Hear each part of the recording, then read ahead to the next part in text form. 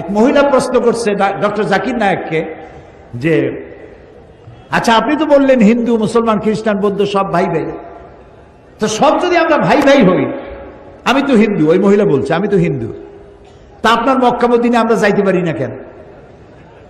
এটা কঠিন প্রশ্ন।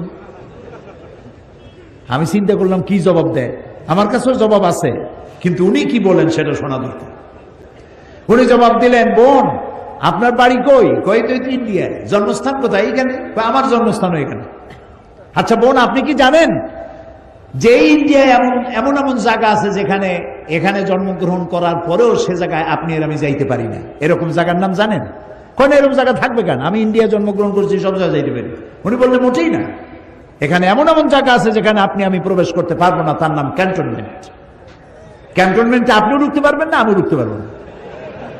ক্যান্টনমেন্টে ঢুকবে যারা নিরাপত্তার দায়িত্বে, দেশ রক্ষার দায়িত্বে যারা আছে, যে কোনো মুহূর্তে ডাক দিয়ে পড়ে জান দেওয়ার জন্য, রক্ত দেওয়ার জন্য, জীবন দেওয়ার জন্য ঝাঁপায় পড়বে, সেসব সেনাবাহিনীর জন্যই ক্যান্টনমেন্ট তৈরি করা হয়। ওখানে আপনি আর আমি যাইতে পারবো না। ইসলামেরও একটা ক্যান্টনমেন্ট আছে, সেটার নাম মক্কা আর মদিনা। ওইখানে ওই সব লোকেরাই যেতে পারে যারা আল্লাহর জন্য জান দিতে পারে, মাল দিতে পারে, রক্ত দিতে পারে।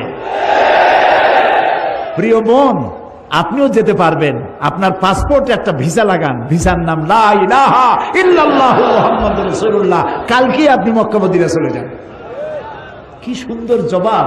আমার খালি দোয়াই আসলো যে আল্লাহ তাআলা কি ব্রেন তুমি তাকে দিয়েছো, সুবহানাল্লাহ।